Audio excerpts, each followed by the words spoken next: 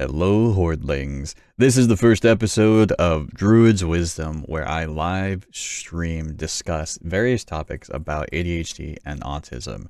There were a few technical difficulties at the beginning of this stream and some slight conversation deviations, so we're gonna jump straight into it so you don't have to watch all of the confused ADHD distracted brain and all the random conversation about butts.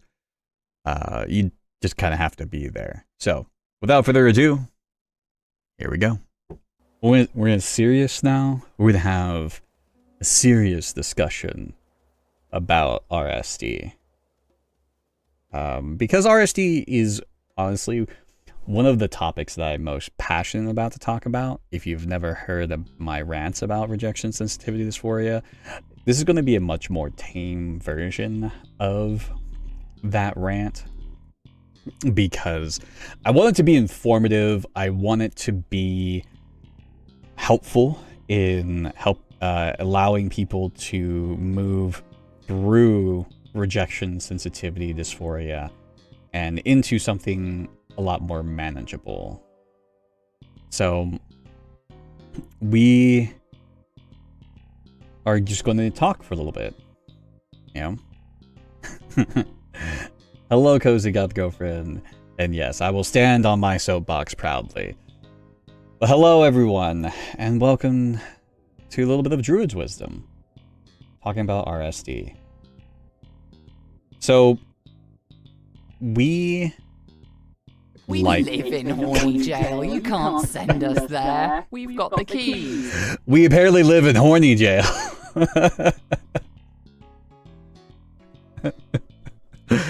Oh my gosh, that was perfect timing. Hello, Marie.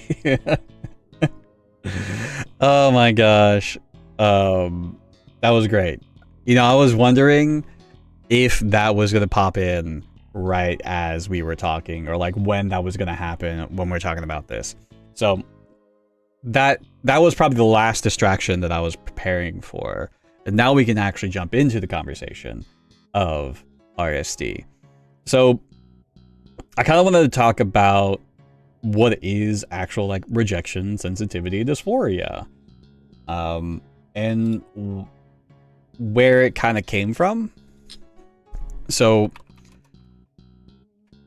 when you look up rejection sensitive dysphoria now, that is when you are experiencing a severe emotional pain because of a failure or feeling rejected. That is kind of like the layman, like most basic definition of rejection sensitivity dysphoria. And the one thing is, it's originated by linking it to ADHD. I don't know what the research is on it right now, but a lot of people will say that it is beyond ADHD, but it has been the originator of RSD, only linked it to being an ADHD issue. And I personally have issue with rejection sensitivity dysphoria as a term. I think it's a great term to help you explain your experience of like, I had this really terrible emotional response to something that was beyond my control. Either I failed, or I felt rejected, or I was rejected, and I had a response that was just so out of character that the best way for me to describe it is with this terminology. Where I don't like RSD is its ability to help people actually do anything about it. Because when you come across a lot of people that use the term RSD, it's usually in an explanation of, hey, my RSD is being triggered, or my RSD is not allowing me to do XYZ, or, you know, I'm feeling, you know, my RSD, you know, kicking in, you know, or the RSD is acting up. Just all of these different types of ways of using it as like, this is a thing that's happening. But what are you doing about it? What can you do about it? Is there anything you can do about it? And honestly, I think there is. I think there's a better way of approaching this than using RSD. You know, I'm going to change the song because there we go. Anyways.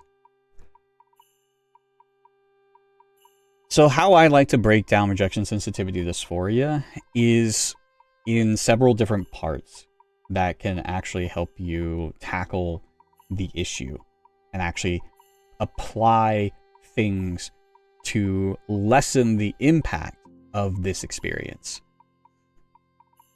So where I like to break it down is with rejection sensitivity, which rejection sensitivity, just RS, is a different experience. It is something different that has been researched, that has been studied. It is in the DSM, and it is also attributed to more than just ADHD. It is attributed to multiple mental health diagnoses like anxiety, depression, and things like that. So rejection sensitivity is something that is well documented. Not as much as RSD. RSD has been a little bit more documented now, but it's still in its like we're figuring this stuff out phase. So you have rejection sensitivity, and then trauma, right? There's probably some form of trauma response happening. I like to focus on like potential abandonment issues or emotional permanence issues, which can be attributed to traumatic responses, especially when it comes to emotional responses. Your own internal insecurities are being triggered, which can probably be part of the traumatic experience. Emotional dysregulation issues, especially for ADHDers and autistic people that struggle with emotional regulation or even recognizing the emotions that they are feeling. And finally, your attachment style. This one may not be as directly involved, but I think it can also still play a role in the experience of rejection sensitivity, because if you have an anxious attachment style, then your anxiety around relationships is already heightened. Even avoidant attachments have a higher anxiety around relationships too, but just in a different direction. So when you actually break it down into those parts, you can actually build a framework of how I can help myself with this experience. Because you can focus on the bigger pain points for yourself, right? Like for me, with my own rejection sensitivity dysphoric experience that I thought that I was having was actually abandonment issues. I've been through a lot of trauma. I've been through a lot of difficult things. And I had this extreme fear of people leaving me. And because I had this extreme fear of people leaving me, I did everything in my power to try to control people from leaving me, which was just a self-fulfilling prophecy, right? Like I was seeking constant validation. I was seeking, awareness of how they felt about me all the time because I had emotional permanence issues, which if you're not familiar with emotional permanence, that is essentially just like object permanence, where if we don't see the object, we forget about it. Same thing with emotions. We will forget how people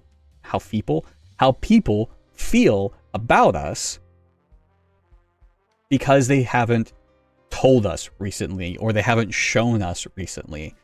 And depending on the severity of that can get pretty bad.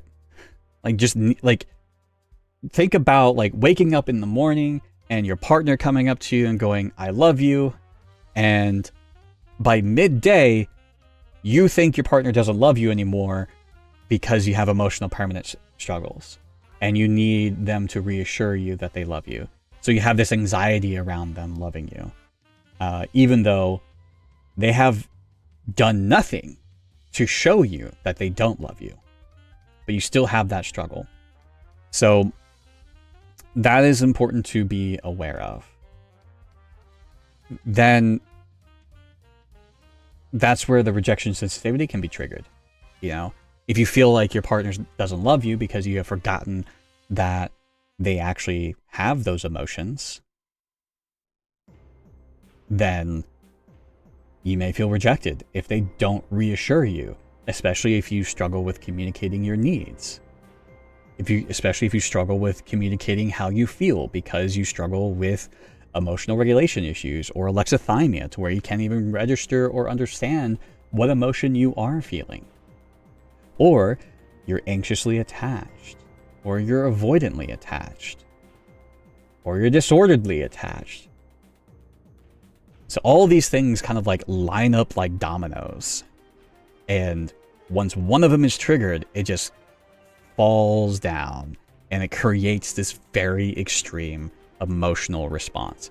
And to me, that is a much better way of looking at rejection sensitivity dysphoria than just simply saying rejection sensitivity dysphoria. At least from I'm trying to help myself better understand my own needs and how to support myself. If you're trying to explain your experience, RSD is great because it's short, right? Like, hey, I'm having an RSD moment. You know, I need some support. If you were like, hey, I'm feeling anxiously attached and like my, emotional trauma is being triggered and I'm feeling insecure and like I'm really struggling with emotionally regulating, that can be a lot to communicate in the moment. But that's where we go into, like, we learn to regulate ourselves and then we can communicate our needs.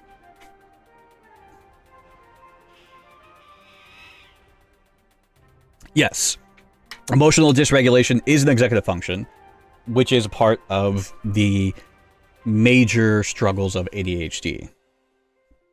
And, that's why I think, when it comes to RSD and like its ties to ADHD is more tied to the executive functioning struggles, because you also have interoception where you don't even know your own body cues. And, you have physical body cues when it comes to emotions. And so if you're feeling anxious, but you're not registering the anxiety in your body, you may not understand what's happening before it's too late. Or you may not be able to recognize it before it becomes so overwhelming that you can't regulate. So on how we can actually help ourselves is learning how to do like internal body checks. That's one thing. That's like a step in this big process of learning how to do this, because some of this may need to be, supported through therapy, especially if you have a traumatic experience that you need to process. Like, therapy is a great way to, to process that. But being able to be aware of it is a step. But when it comes to emotional regulation and doing internal body checks, we can break that down into how am I feeling?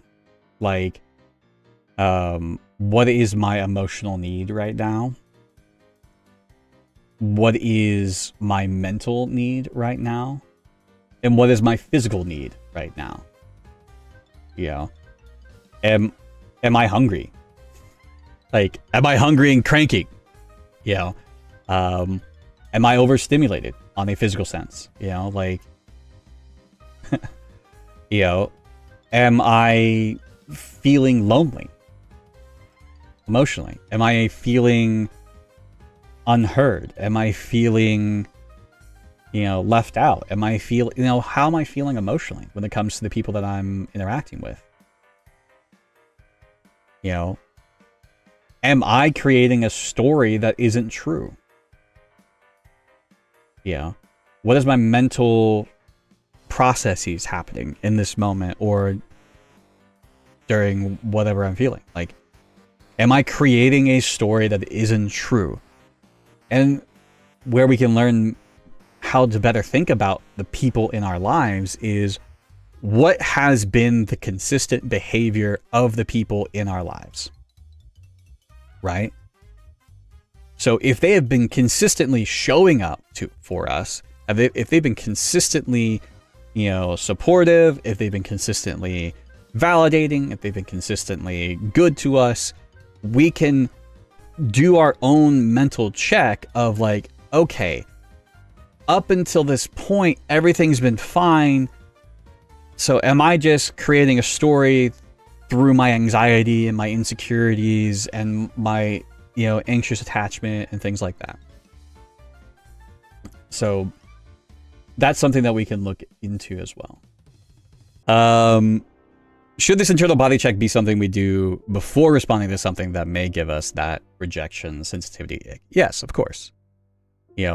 That's where we start developing how we can respond to a situation before we react to a situation. And that's a skill that we can learn. That's a skill that we can develop, because especially if we are in this new journey of understanding ourselves and understanding our needs, we may be very reactive at first. We may only know how to be reactive, and we don't know how to take that moment to respond. But this is part of the process of understanding ourselves to where we can give ourselves just enough of a pause to where we can go like, wait a minute, what's going on here? And then do something about it, and develop that awareness and develop that insight into our experiences so we can regulate. And I think the ultimate goal too, when it comes to rejection sensitivity, or if you prefer using rejection sensitivity dysphoria, is to not like never experience these things again, because that might be an unrealistic ask because of our mental health needs. But if we do experience this thing, we can manage it and we can work through it in a much healthier way to where it doesn't negatively impact our lives. To where if we are feeling this way, we can regulate, we can take that time, we can pause, we can rest, we can give ourselves grace, we can give ourselves kindness. So we can move through it and move past it instead of just avoiding it or reacting to it and blowing up or melting down or shutting down. We can do something about it. And there's nothing to, and I don't want to say like there's anything wrong with like, going into a shutdown or meltdown, like, especially if you are autistic. Like, those are things that happen, and those aren't like negative things. It's just, how can we help ourselves prevent those things from happening as often? These are all the support systems. These are all things that we can do to help ourselves. Do you have any specific examples that you've experienced or that you've observed of this happening, and what could have done instead? Oh yeah.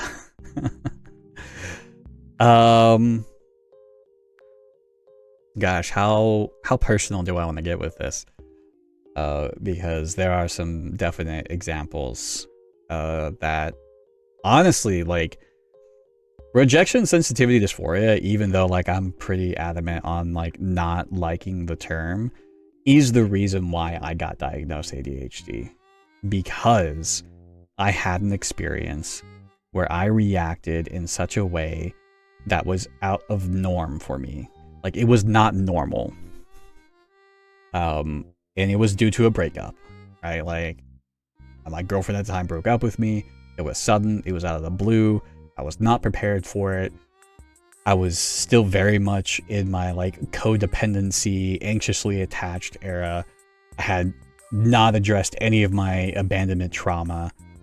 And it just was like the biggest trigger of all triggers for me, where like everything just lined up in a perfect cataclysm, and I couldn't regulate. It was bad. It was bad. Like, I look back at like how I behaved and how I reacted. I'm like, oof, that was rough. But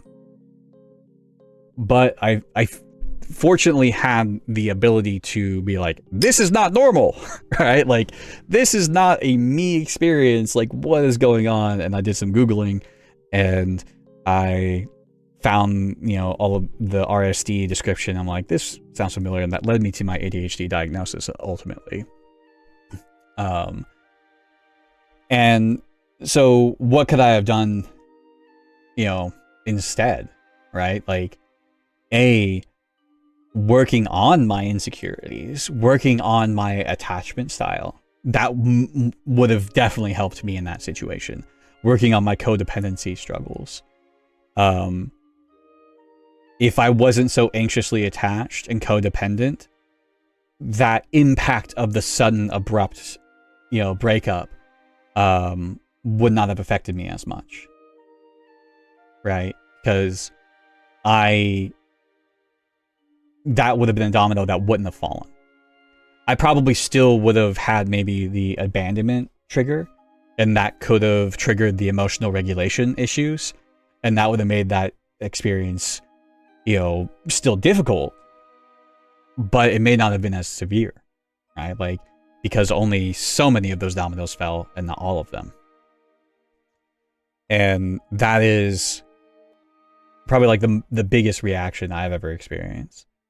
And, you know, I started practicing the art of detachment, and that really helped me with my attachment issues and my codependency issues. So it was allowing me to not place my own expectations on the end result of things, right? So like, I could care about someone, I can enter in a relationship, and I can desire that relationship, I can want that relationship, but I'm not going to ascribe my own expectations onto that person. I'm going to learn how to communicate with that person. I'm going to learn how to give that person all of the autonomy that they need to feel comfortable in this relationship. And for whatever reason that they decide that they don't want to be with me anymore, I give them that autonomy without any sort of judgment, which is really hard, you know. And it's not that they have to earn the autonomy, right? They have the autonomy regardless, right? And I'm, you know, it's just like, I'm able to handle their choices in a healthier way. And I use that mindset of like, I need to allow them that autonomy. I don't want to take their autonomy away from them. Even if I don't like their choice, even if I think their choice is wrong, because maybe they, you know, are anxiously attached themselves or avoidantly attached themselves, and they're going through a bunch of things that I can recognize that like, hey, if we just work together, we can make this work. But like, they're still able to make that choice, even if I see all that stuff, even if I know that we could work things out. If they choose not to, then that's their choice, right? Like, and that can be really difficult, especially when we are dealing with ADHD and autistic mindset of like, where we have that inflexible thinking, we have that, those people become routine. Like, that's another aspect of all of this, is like, people can become routine, and when that routine is disrupted, like, that can cause emotional dysregulation, which then triggers the other dominoes. Like, there's so many different factors in that. So it's learning like all of the different ways that these triggers can happen. I'm gonna scroll up real quick. How would I see this in my teens if it is something they struggle with but not recognized? I think if they struggle with, you know, any sort of perceived rejection, so like, say maybe they complain about their friend not texting back fast enough. That's an example that I can probably give, you know. Like, I don't know if that's a issue that people have. Like, I know I used to have that, where like, I texted you and they haven't responded in 3 hours. They must hate me. Or they're busy and they have a life of their own, right? Like, they have things going on and they'll get back to me when they get back to me. But when we're anxiously attached, when we're struggling with rejection sensitivity and insecurities and things like that, little things like that become really big deals. So I would just kind of examine, how do they approach relationships? Do they feel secure in their relationships? Do they express a lot of concerns around like people liking them, or maybe people pretending to like them, or maybe they're just like, no one actually likes me, they just pretend to like me? Like, all of those are signs of like those internal insecurities that could lead into potential rejection sensitivity stuff and things like that, because that's a lack of security in themselves. I forgot to turn off the subscription sound. Hello and welcome. Thank you so much for the subscription, Eeyore Puru. Thank you so much for that sub. I appreciate that. Let me scroll up. So it's almost like the breakup turned into a story of something wrong with you rather than whatever the actual breakup reason was, and like snowballed. 100%, yeah. When that breakup happened, it was like, it was all my fault, right? I was not good enough, and my self-worth and my self-value was so low that all I saw was I was in the wrong. You know, maybe I wasn't doing good enough. Maybe if I did this other thing, maybe if I tried this instead, maybe if I don't know, proved I cared about them enough that they would care about me too. And that's not how it works. As much as we want to, we cannot love someone into loving us. We have to give them the autonomy to choose to love us. And I think that's also helped me reframe how I view love in general, right? Like, some people will say that if you have butterflies in your stomach when you are meeting someone and like it's like a romantic thing, the butterflies is actually more of a red flag internally because you are having anxiety. And that's something to pay attention to, as like, maybe something's not right here, right? So that, I don't know, like, that makes sense to me. It may not make sense to everyone, but to me that makes sense, right? Like, if you are having anxiety around a potential romantic partner, that's something to pay attention to. Why are you having anxiety?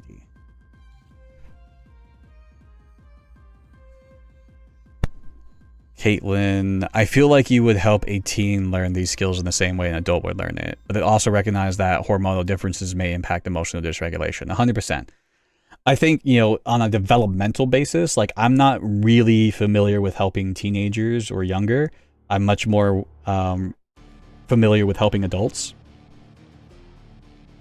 And so that's why, like, I kind of struggle to answer that question, but I think, you know, there's a lot of same similarities in that. But yeah, like, on a developmental side, like, teenagers may not have the full resources available to them cognitively to recognize their emotions because they haven't developed those skills yet. So I think a lot of the help that parents can have when it comes to their teenagers and kids is helping them understand emotions, like actually talking through emotions with them, of like, when they are upset, instead of getting mad at them for being upset, walk them through what is upsetting them. Help them understand why they are upset.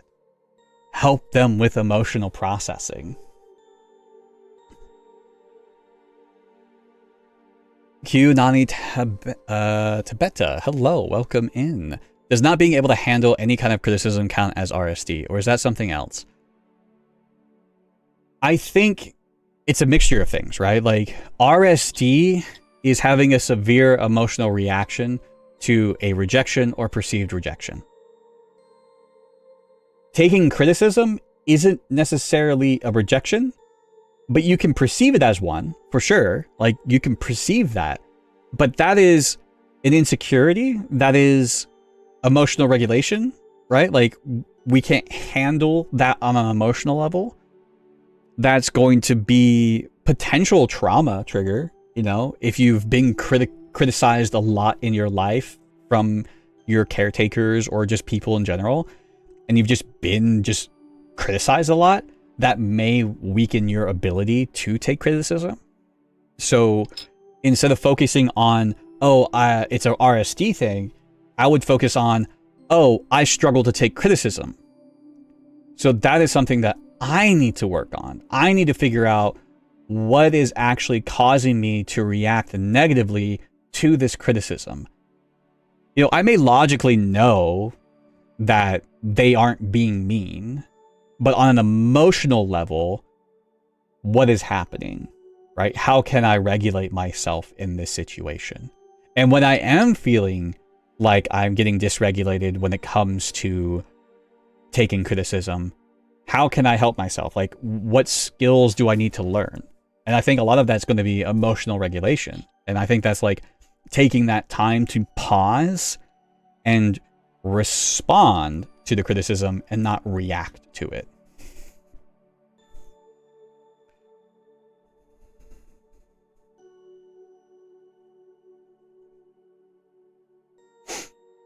How do we relate rejection sensitivity to something outside of romance, like a critique from a boss at work?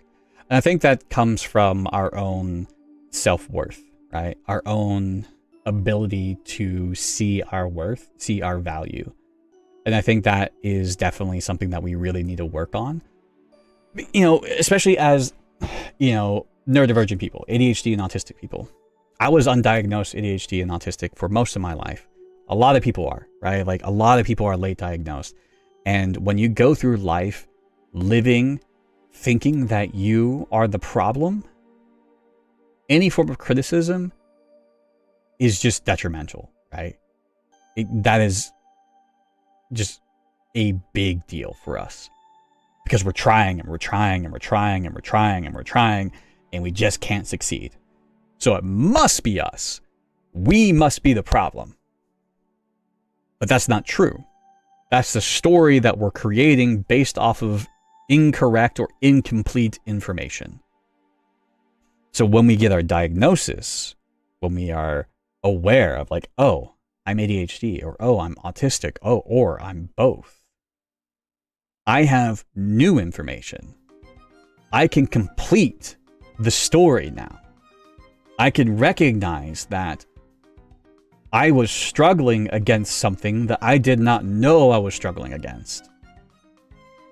So I can start building up my self-worth and my value, and I can start validating myself and start being kinder to myself, because I can recognize that it's not my fault. You know, my brain functions differently. Things are happening that were out of my control. My emotional dysregulation was out of my control at that moment. But now that I have awareness, I can learn, right? I've noticed my RSD couples with fear of abandonment and commitment. Yes, that's exactly what I've been talking about. That was a big trigger for me when it comes to my journey with helping myself with rejection sensitivity. I had to recognize that I had a really bad abandonment wound, and I worked on that. You know, and what helped me work on my abandonment wound was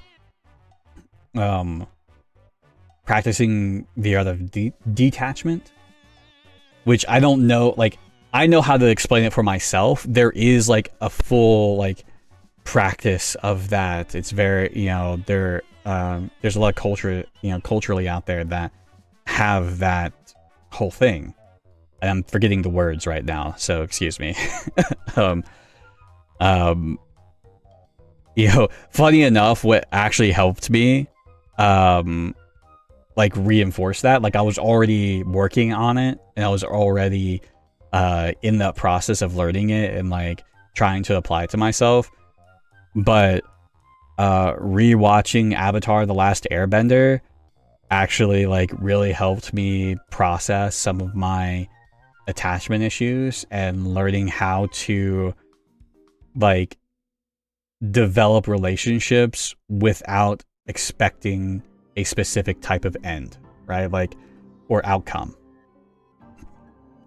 So like I could want a relationship with someone, whether it be friendship, romantic, or otherwise, and I can develop that without expecting anything. I can develop that without desiring a specific outcome. You know, I can still care about someone, but I can stay at a point to where if they were to leave, or if something were to happen that they were no longer in my life again, I knew I would be okay. Right? And it's not to say remove your emotions. It's not even that. It's just being okay with the emotions that you have. And this actually like manifested in a relationship that I did have. You know, I went from having one of the biggest meltdowns of my life from a breakup that was sudden and abrupt to my last relationship ended suddenly and abruptly because they decided that they no longer wanted to be in a relationship. There was nothing wrong with the relationship. Everything was fine. But they had their own internal struggles with relationships that they needed to work out. And they decided that that's what they were going to go do. And they were like, I just need to disappear. And it was out of the blue. And it sucked. And I didn't like it.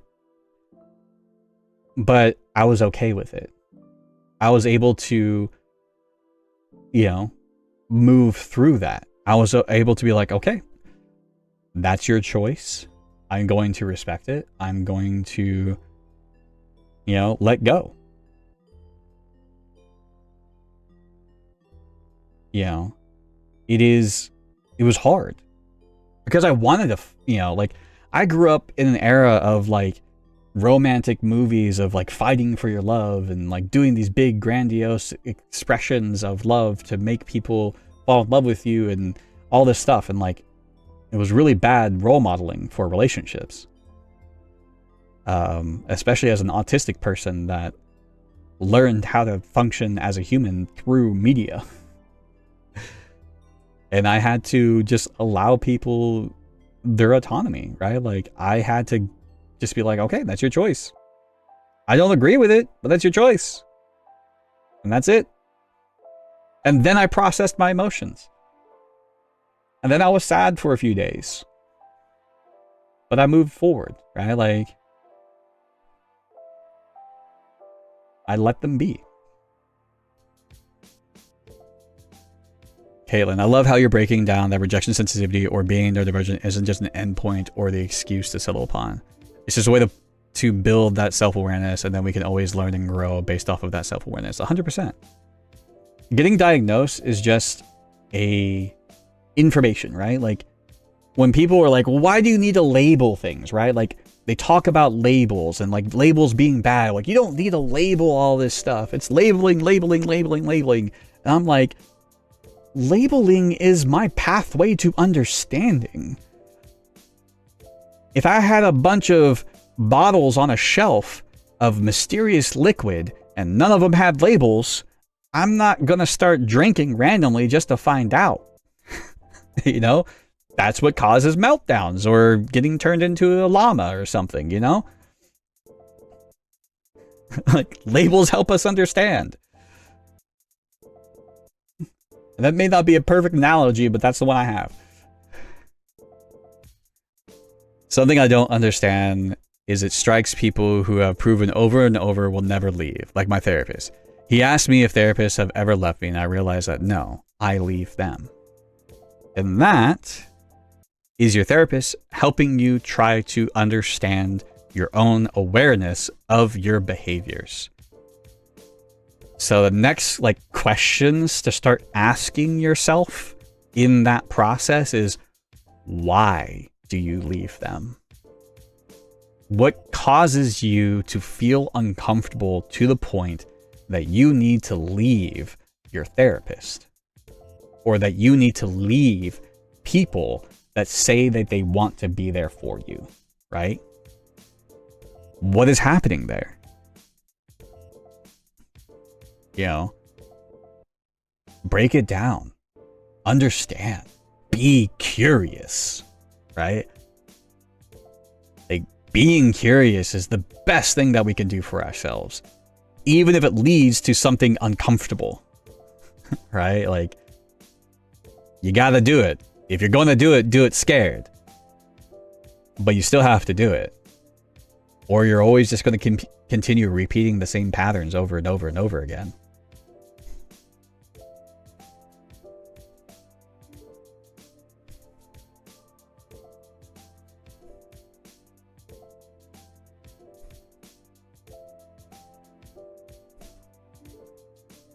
That one sentence of learning love through media just made a lot of sense to me. Yeah. Autistic people out there. How many of you modeled your behaviors, modeled your mask off of a character that you watched on a TV show or movie? Or several characters that you watched on a TV show or movie. And so you modeled your behaviors based off of media. And that led to issues because media is not a great representation of how to act in real life. Yo. Like, how, like, and as autistic people, without support systems, or being undiagnosed, and we're not totally sure of, like, how we need to function. How do people learn all of the social cues? How do people learn how they interact with each other? Well, because of our disposition, people tend to not like us just for being us. That is research-based. And so we struggle with making friends. We are a lot more isolated. So our next best resource is media.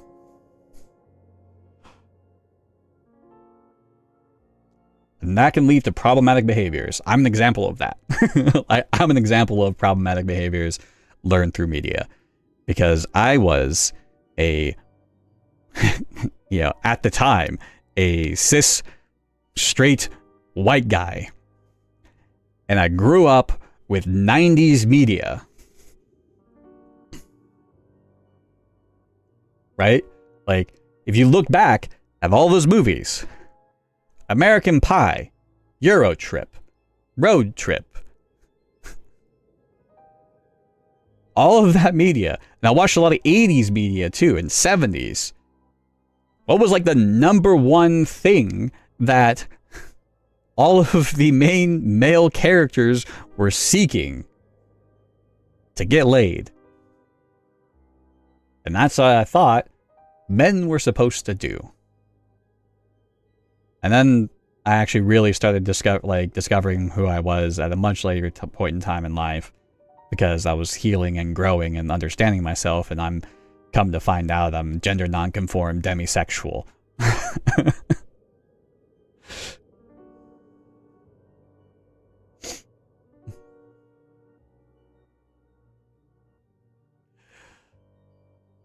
Totally, we have always been romantic gestures and huge fights for love. Most media represents such toxic relations. Exactly. Dude, yeah. We're getting ads again, so we'll take a pause. And we're back. So yeah, media was all helpful in showing me my motherly... That's another ADHD thing that happens, is like words being jumbled. Media was helpful in showing me motherly behavior that I wasn't receiving from my mom, though. So I'm not going to hate all media. And that's true. Like, I'm not saying all media is bad in learning how to understand, like, society and things like that. It's just, like, there is a lot of media, especially in the 90s, that was awful when it came to showing, like, relationships and, like, social norms, you know? Especially for someone that was isolated, didn't have a lot of friends, and going into college. you know, but like there were some benefits as well. Like I learned how to communicate, or I learned humor. Soundboarding media and movies and comedy specials like allowed me to interact with people. But it definitely modeled some toxic relationships for sure. I was watching a kids' nature show. I learned llamas spit at each other to keep siblings away from each other. My brother then tried picking a fight with me. I got in trouble. I mean, I don't see any problem with that. If you explain to me why did you spit on your brother, and you're like, well, the llamas do it, I'm like, well, I can't argue with the llamas. Oh, that's great. That's awesome. But yeah, like, I think, with this discussion of rejection sensitivity dysphoria that we've been having, there's a lot of nuance to it. And I think that's one of those things that is important to recognize. And I'm going to change this song because it's kind of creepy. I should have just not had music, but I needed music because, yeah. We're using the OST from Heartbound made by Pirate Software because he said that people can use it in content and he didn't care. And I want to put this on YouTube, so. But yeah. There's a lot of nuance to rejection sensitivity dysphoria. And I think that's important to understand. Like, when we're talking about RSD, it's a much bigger picture than just RSD. It's a much bigger picture. And it requires awareness, it requires questions, it requires curiosity to really figure out like what's going on and how can we best support ourselves. And so when you start breaking it down into rejection sensitivity, trauma, like abandonment wounds or emotional permanence, insecurities, emotional regulation issues, attachment style, you can really build a framework on how to support yourself moving forward, right? So if you're in therapy, you can go to your therapist and go like, hey, I'm struggling with a thing called rejection sensitivity dysphoria. These are the things that I think may be attributing to it. These are the things that I would like to work on. Boom. You have a framework, you have a guidebook, you have a way to actually do something about it and improve your overall mental health.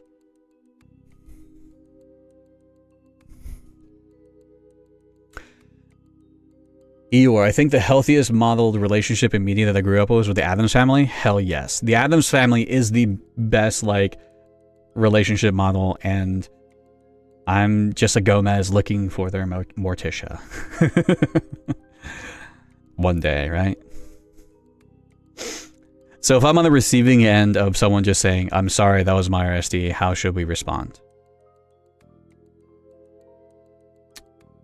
I think it depends on, I guess, how close you are with that person.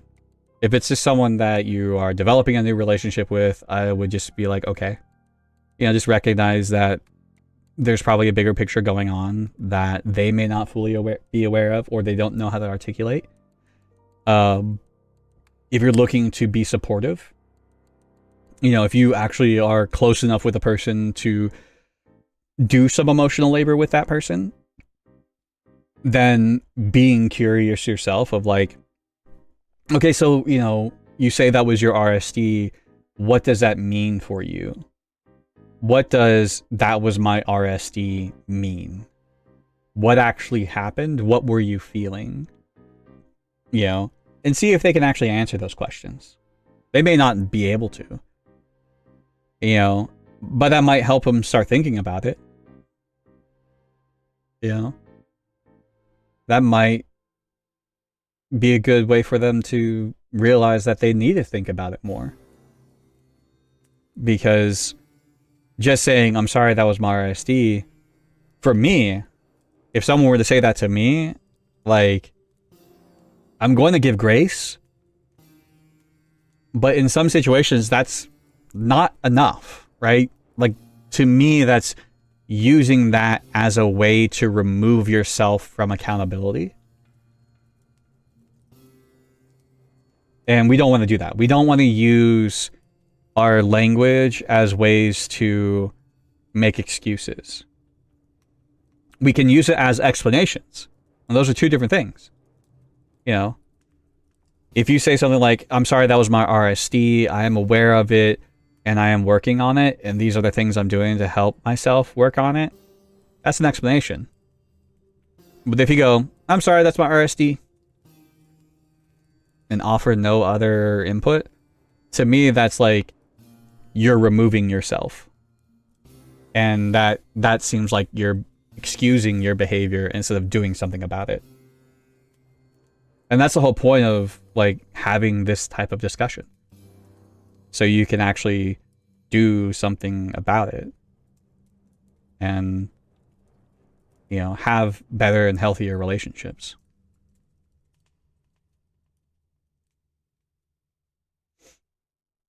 Yeah.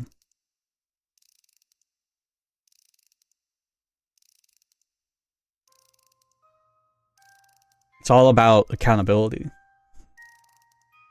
Any point in whether you are ADHD, autistic, have anxiety, depression, anything of that nature, you know, those are all reasons why something can happen, but we're still accountable for our actions. You know, even the things that we may not have full control over, like if you go into a meltdown and you yell at someone during your meltdown, that was not necessarily within our control because meltdowns are pretty intense. But the impact of that is still our responsibility. Like, we can still be like, hey, I was having a meltdown. You know, this is what meltdowns are. This is the explanation behind it. You know, I didn't mean what I said. I didn't mean what I did.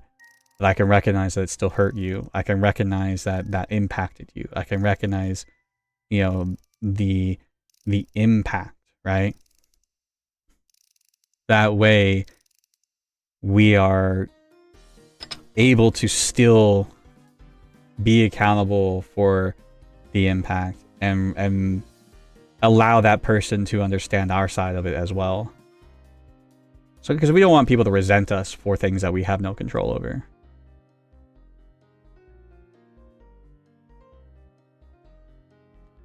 I learned in child development that attachment styles start in childhood: secure, ambivalent, avoidant, and disorganized. 100%, yes.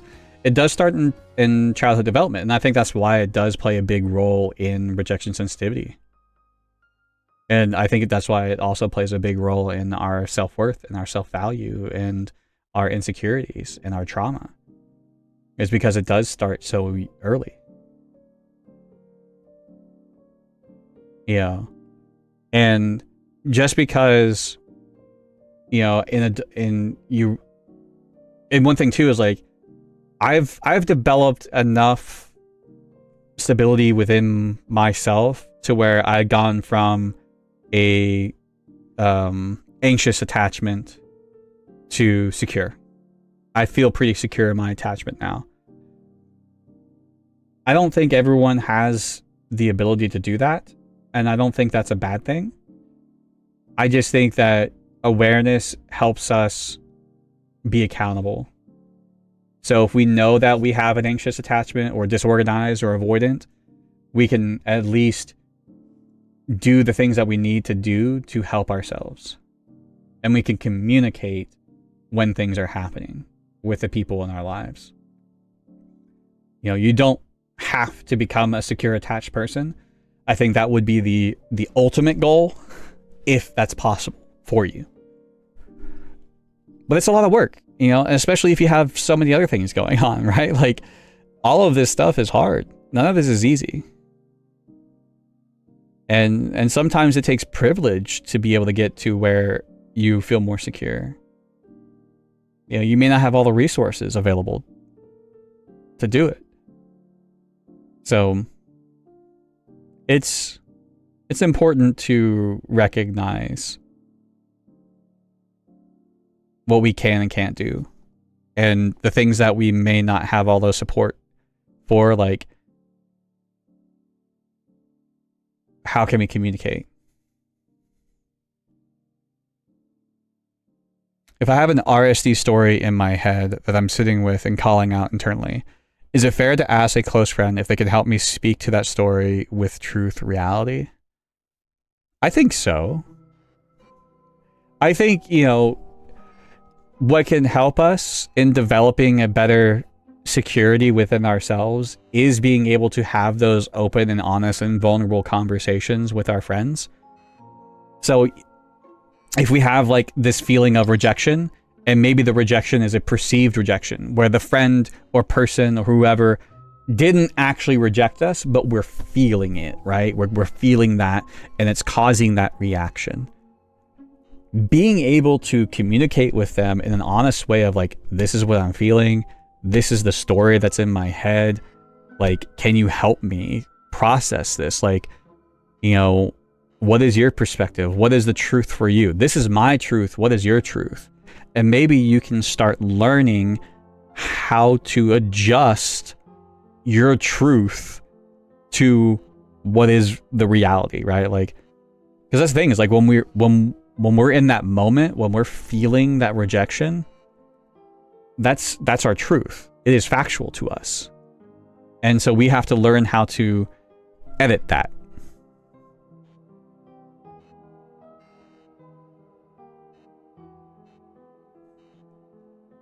We also learn how to self-regulate our emotions through what our parents model or don't model. Yes. That's another discussion. Like, emotional regulation is a big discussion. I avoided regulating anger for a very long time. And that is also like a male perspective as well. And then there's intersectionalities with other cultures when it comes to male and anger, and you know, there's so much there.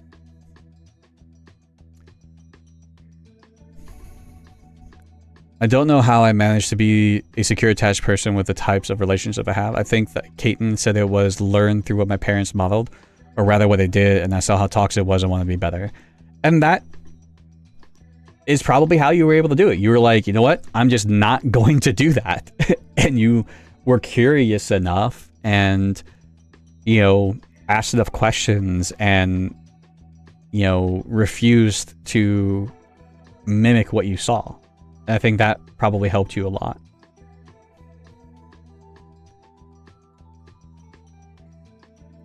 You know, like, one of the things that helped me in my journey was I took a character or person, like, you can do this with whatever, like, you can create the image that you want.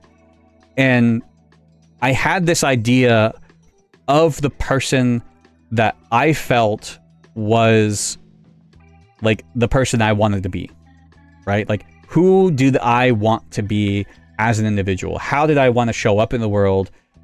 And I created that character. And by creating that character, I was able to examine where I was compared to that character. And it gave me a pathway. Can I be a shield maiden? Yes, you can be.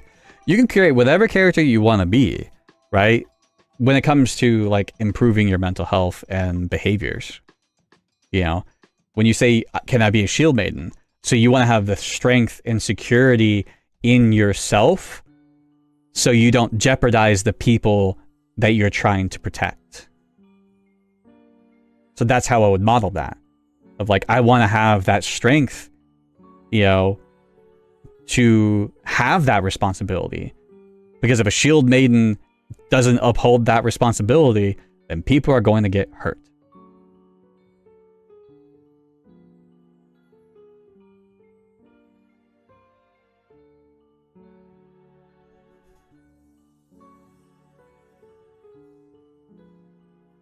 You love that connection, but not the other one.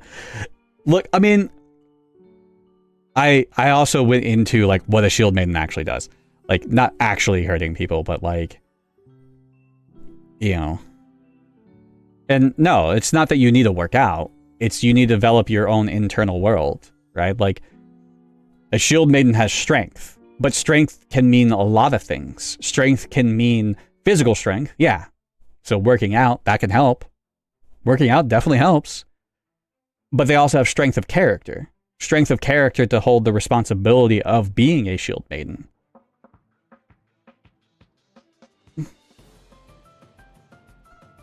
Would a shield maiden be an avoider, though? No, a shield maiden would be someone who is secure.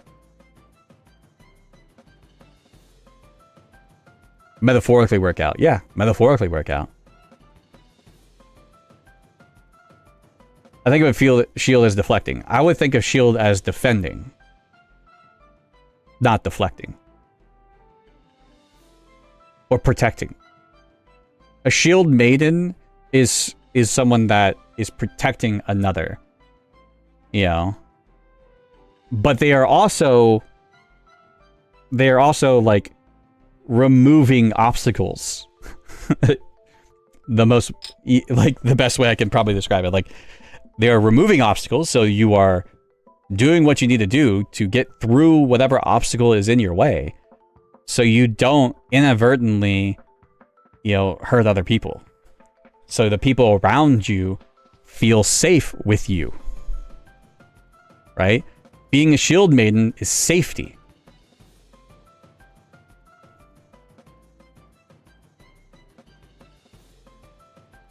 A 100%, Caitlin. We can't protect another unless we protect ourselves first. That's why a shield maiden has a shield. They have to protect themselves from whatever is attacking them,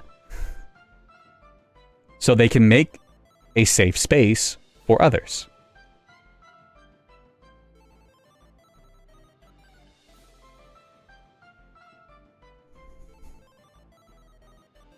Yeah. So create, you know, so that can be a tool. You know, model a character.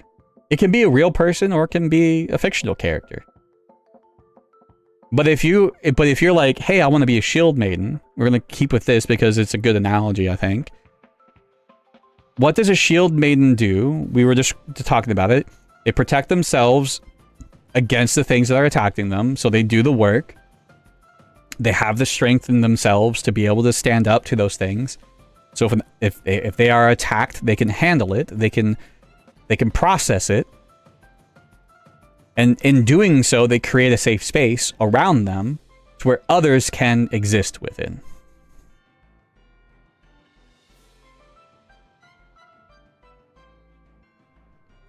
And so, if that's the type of person that you want to be, you can look at yourself and go, what do I need to work on? What strengths do I need to improve upon to get to that point? To where other people feel safe with me. To where if I'm emotionally attacked, I can handle it.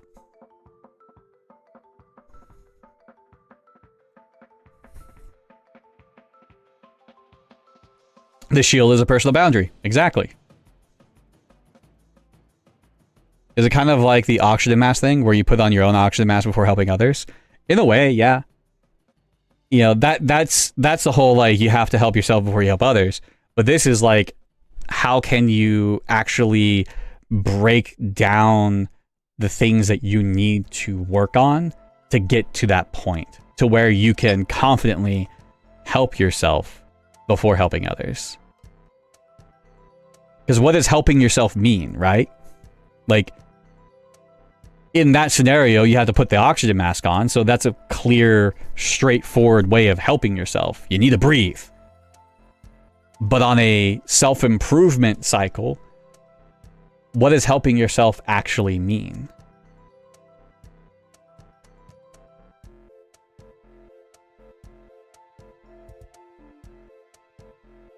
Yep.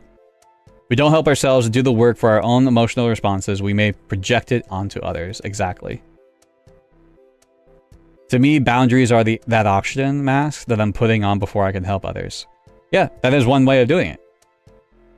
boundaries are a emotional support, you know?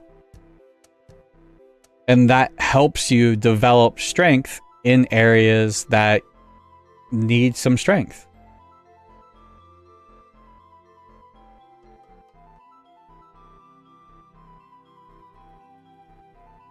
We are needing to do the work. You know, and bringing it back to rejection sensitivity dysphoria, you know, what is doing the work? What do you need to do to help yourself when it comes to RSD? Do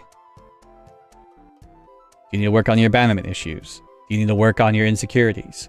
Do you need to work on your emotional regulation? Do you need to work on your attachment style? Do you need to work on all of them? Okay, you know, and that could be a question of where do I start? I think you start with whichever one you want to work on first. And they kind of interconnect. You know, if you work on your emotional regulation, that may actually help your insecurities.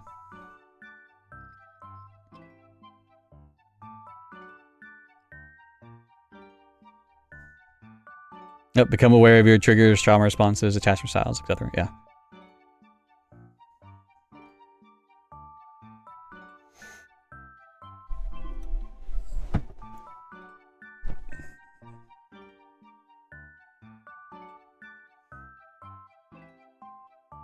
But I think we've been talking for about an hour and a half now.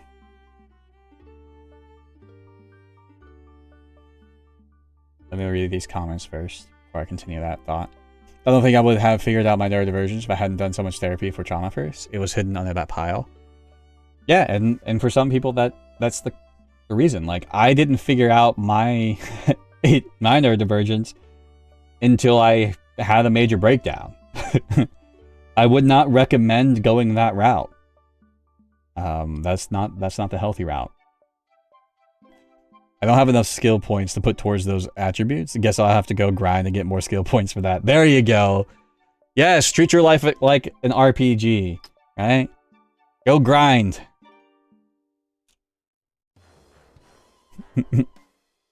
Go grind some XP. Right? Like, what doesn't kill me just gives me XP. No, that's not a healthy way of looking at it, but it's a funny way of looking at it. But yes, we've been talking for a good hour and a half, hour and 20, over an hour. So I think that's a good point for me to take a break. And when I get back from said break, I think we will play some video games. For those of you that are on the YouTube watching this, I do appreciate you watching this. We will be having more discussions like this, and if you want to catch them, I will most likely be doing this every Monday night at 6 p.m. Central Time, where I'll just pick a topic and we will have a discussion until we are tired of said discussion. But for now, on the YouTube side, have a lovely rest of your day, evening, or whatever time, and we shall see you later.